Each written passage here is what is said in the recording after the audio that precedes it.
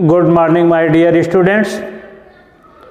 आज के इस वीडियो में हम लोग रेसेज ऑफ मॉडर्न ह्यूमन अर्थात आधुनिक मानव की प्रजातियों के संबंध में अध्ययन करेंगे। सर्वप्रथम जीन बैप्टिस्ट डी लेमार्क नामक वैज्ञानिक ने जब जंतुओं के उद्विकासी इतिहास के आधार पर जीवों का वंशवृक्ष तैयार किया तो उन्होंने पाया कि मानव जीवों के वंशवृक्ष में सबसे ऊपरी टहनी पर लगा हुआ सर्वोत्कृष्ट फल है। मानव मस्तिष्क प्रकृति की महानतम और श्रेष्ठतम उपलब्धि है। आप यह प्रश्न कर सकते हैं कि क्यों और कैसे। यह प्रश्न करने की क्षमता ही इस बात का उत्तर है। प्रकृति में मनुष्य के अलावा कोई ऐसा जंतु नहीं जिसमें चेहरे से भावनाओं की अभिव्यक्ति होती हो और वह तर्कसंगत वाणी करता हो, और जो तर्कसंगत वाणी करता हो उसको लिपिबद्ध भी कर सकता हो। यह क्षमता केवल मनुष्य में ही है। अतः मानव मस्तिष्क प्रकृति की महानतम और श्रेष्ठतम उपलब्धि है। कार्लस लिनियस नामक वैज्ञानिक ने अपनी पुस्तक सिस्टेमा नेचुरी में जब जीवों के नामकरण के लिए एक पद्धति बनाई तो उसमें जीवों के नाम को दो भागों में विभाजित करके रखा जाता था। उसका पहला भाग वंश का द्योतक होता था और दूसरा भाग उसकी जाति का द्योतक होता था। कार्लस लिनियस की दी नाम पद्धति के आधार पर मानव का जंतु वैज्ञानिक नाम होमो सेपियंस है। मानव के सबसे निकटतम पूर्वज क्रो-मैग्नन मानव की उत्पत्ति के पश्चात आज से लगभग 30 से 35 हजार वर्षों के दौरान मानव के शारीरिक संरचना में कोई विशेष परिवर्तन नहीं हुआ, परंतु हां, उसका सांस्कृतिक विकास अवश्य हुआ है। इसी आधार पर आधुनिक मानव का जंतु वैज्ञानिक नाम होमो सेपियंस रखा गया, जिसमें सेपियंस बना है लैटिन वर्ड सेपियंट से। सेपियंट मीन्स वाइज अर्थात बुद्धिमान। मनुष्य प्रकृति का सबसे बुद्धिमान प्राणी है। आप सर्कस में देखते होंगे कि पृथ्वी पर पाया जाने वाला सबसे विशालतम जंतु हाथी को मनुष्य अपनी बुद्धि से उसकी गर्दन पर बैठ करके सर्कस में करतब दिखाता है। शेर और चीता पृथ्वी पर पाए जाने वाले सबसे खूंखार प्राणी हैं, परंतु मनुष्य अपनी बुद्धि के बल पर सर्कस में उन्हें डांस कराता है। आप देखे होंगे। आप यह भी देखे होंगे कि सपेरा कोबरा, जिसका जंतु वैज्ञानिक नाम नाजा है, उसे भी बीन की ध्वनि पर नचाता है। अतः मानव मस्तिष्क प्रकृति की महानतम और श्रेष्ठतम उपलब्धि। विज्ञान की जिस शाखा के अंतर्गत मानव प्रजातियों का विशिष्ट अध्ययन किया जाता है वह एंथ्रोपोलॉजी कहलाती है। अर्थात एंथ्रोपोलॉजी मानव विज्ञान की वह शाखा है जिसके अंतर्गत मानव की प्रजातियों का विशिष्ट अध्ययन किया जाता है।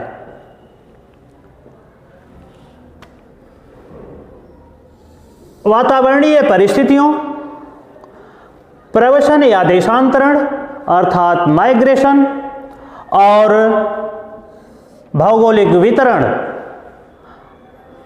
तथा आनुवंशिक लक्षणों आदि के आधार पर वैज्ञानिक A.S. रोमर ने मानव प्रजातियों को कुल 4 समूहों में वर्गीकृत किया, जिन्हें हम क्रमशः ऑस्ट्रेलॉयड, नेग्रायड, कॉकेसायड और मंगोलॉयड नाम से जानते हैं। मानव की उत्पत्ति के मूल स्थान से विभिन्न दिशाओं में इनके माइग्रेशन और उस स्थान पर पाई जाने वाली जलवायु तथा जियोग्राफिकल आइसोलेशन के कारण मानव की संरचना में थोड़े से परिवर्तन हुए, उनके सांस्कृतिक विकास में वृद्धि हुई और विभिन्न स्थानों पर इनके माइग्रेशन, इनके बौद्धिक विकास और शारीरिक संरचना के आधार पर मानव की 4 उपजातियों का विकास हुआ, जिन्हें ऑस्ट्रेलॉयड, नेग्रायड, कॉकेसायड और मंगोलॉयड नाम से जानते हैं। इन सभी प्रजातियों के अलग अलग लक्षण हैं और यह प्रजातियां किन किन स्थानों पर पाई जाती हैं, इन सभी के संबंध में हम लोग विस्तृत चर्चा करें। सर्वप्रथम हम बात करते हैं मानव की प्रजाति ऑस्ट्रेलॉयड के संबंध में।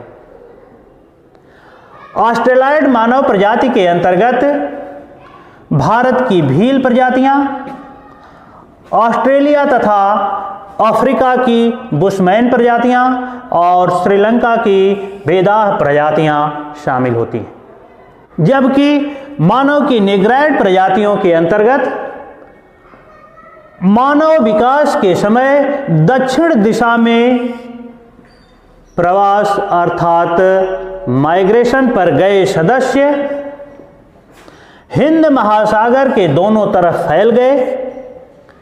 इनका Africa, Andaman Nicobar, New Guinea, Malaya, Philippine और पैसिफिक द्वीपों में निवास है। जो नेग्रायड जातियां होती हैं, यह शरीर में काफी भारी भरकम होते हैं। शरीर पर कम बाल पाए जाते हैं, लेकिन जो सिर पर बाल पाए जाते हैं वह छोटे छोटे और घुघराले होते हैं। इनका माथा चौड़ा होता है और नाक चपटी होती है तथा शरीर का रंग काला होता है, इसीलिए इन्हें निग्रो प्रजातियां कहा जाता है। जबकि जो कॉकेसायड प्रजातियां हैं, यह मानव विकास के समय पश्चिम दिशा की ओर प्रवसित सदस्य भूमध्य सागर के किनारे किनारे फैल गए, जिसके अंतर्गत उत्तरी अफ्रीका, यूरोप, रूस, अरब और भारत के वासी हैं। ये जो कॉकेसायड प्रजातियां होती हैं, यह न तो काली होती हैं और न ही बहुत गोरी होती हैं। यह प्रजातियां भारत में पाई जाती हैं। भारत के अलावा यह भूमध्य सागर के किनारे किनारे वाले स्थानों जैसे उत्तरी अफ्रीका, यूरोप, रूस और अरब देशों में पाई जाती हैं। इनकी लंबाई लगभग 5.5 से 6 फीट होती है। शरीर का रंग मध्यम गोरा होता है, चेहरा सपाट होता है अर्थात ऑर्थोगोनस चेहरा होता है और नाक उतनी छोटी नहीं होती जितनी कि मंगोलॉयड की होती है। नाक सामान्य होती है। इनके शरीर पर काले अथवा भूरे बाल पाए जाते हैं, लेकिन अधिकतर जो कॉकेसायड प्रजातियां होती हैं इनके बाल सीधे होते हैं। अब आइए हम बात करें मानव की एक प्रजाति जिसे हम मंगोलायड कहते हैं। जो मंगोलायड प्रजातियां हैं यह शीत प्रदेशों में रहने वाली मानव प्रजातियां हैं, जो उत्तर पूर्व की दिशा में चीन, जापान, मंगोलिया, साइबेरिया तथा तिब्बत में निवास करते हैं। नेपाल में भी मंगोलायड जातियां पाई जाती हैं। जो मंगोलायड जातियां होती हैं इनके शरीर का रंग गोरा होता है, कद छोटा होता है, नाक चपटी होती है, आँखों की जो पलकें होती हैं यह मोटी होती हैं, शरीर पर कम बाल पाए जाते हैं। इनमें ठंड सहने की क्षमता बहुत अधिक होती है। मंगोलायड प्रजातियां प्रायः मांसाहारी होती हैं। यह विभिन्न प्रकार के पशु पक्षियों और जीवों की मांस का भक्षण करते हैं।